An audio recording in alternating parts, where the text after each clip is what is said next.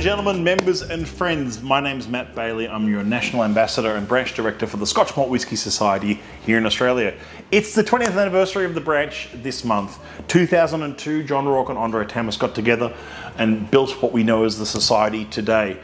Of course, 20 years later, we're bigger than ever. We love having all you members and friends come along and experience what we do at the Society.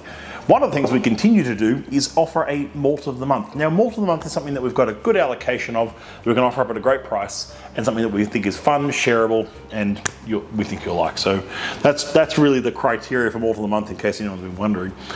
But sometimes we like to throw a few curveballs into the mix, and in the past we've done things like 20-year-old 29s as Malt of the Months. For those who've been members for a few years might remember that.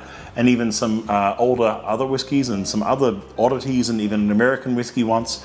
However, this time we're going with Douro Cruise. Now, still in a Society bottle, clear and not green. These are part of what we call our Heresy releases, our experimental range, if you like. Things that Ewan Campbell, especially, our spirits manager, gets to really play and tinker around with flavour. Now, single casks are the core of what we do. That's still something like 97, 98% of what we bottle is single cask whiskey. However, on the periphery, 3 or 4 times a year total will be when Ewan gets a few casks together or something that he thinks are phenomenal, or just he could mess around with flavours a bit. It might be a whiskey, it might be a cognac, it might be a rum, it might be something else that he goes, okay, this is a bit of fun, and we call it for member approval. What do members think of this? Can we offer it up? Will they enjoy it? Is it something fun to share around? Is it something a bit different? And that's what Douro Cruise is. So Douro Cruise is part of our Heresy range. It's in Outturn this month. It's Malt of the Month. And it's not a blended malt like in previous times, like Peat Fairy or Exotic Cargo or Old Fashioned. It's not in ex-IPA casks this time. It's a single malt Scotch whiskey. So literally a single malt. So all the spirit is from one distillery, but it's a multiple casks.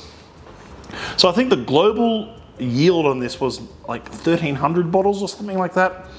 And we've got a nice healthy allocation. We've got about 10% of that this time for our Malt of the Month in October. Selected Speyside malt matured in a combination of bourbon barrels and ex-ruby port pipes, minimum 10 years aged and 50% ABV, 50.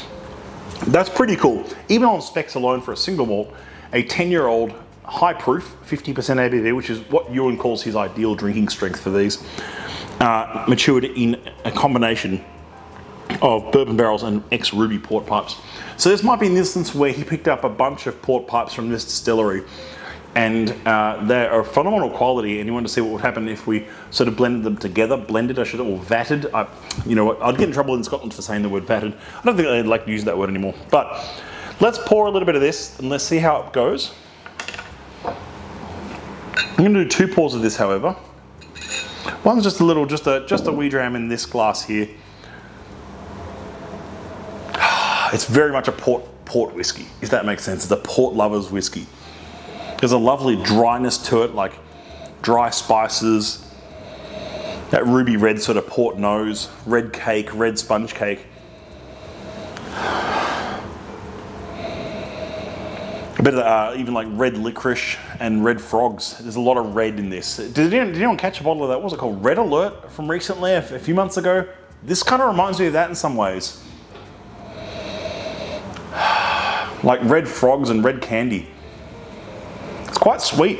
It's quite sweet. We did a virtual recently. I think it was like the August virtual, where this was a preview bottling in that virtual pack. Or maybe even July virtual. June, maybe even June virtual. Anyway, Adam's telling me it's June. But it's, in this case, we asked people to either mix this one or their Tabanco Time into the old-fashioned pre-mixed cocktail pack that arrived with everyone's pack. And I did a little bit of both. I tried both before the virtual, and I found the Tabanco was really good because in the cocktail. This one, however, worked really well on its own. However, I'm going to nose and taste it like this, but I'm also going to nose and taste it the way that Ewan Campbell would tell everyone to try it. I'm going to try it on ice, because that's the way that Ewan would want to try it, and see how it reacts with a bit of ice. Now, I've said in videos before that I recommend not pouring whiskey on ice because it often dilutes and contracts the flavour too far. But there's a time and place for everything, and if you've bought that whiskey, you can do what you like with it. And I think this is kind of fun because this is exactly what this whiskey is almost for. It's for casual enjoyment, however you want to enjoy it. So I'd always recommend trying it neat, of course, because that way you can nose and extract all the flavors and discover what's going on here. I don't think at 50% it's going to need any water.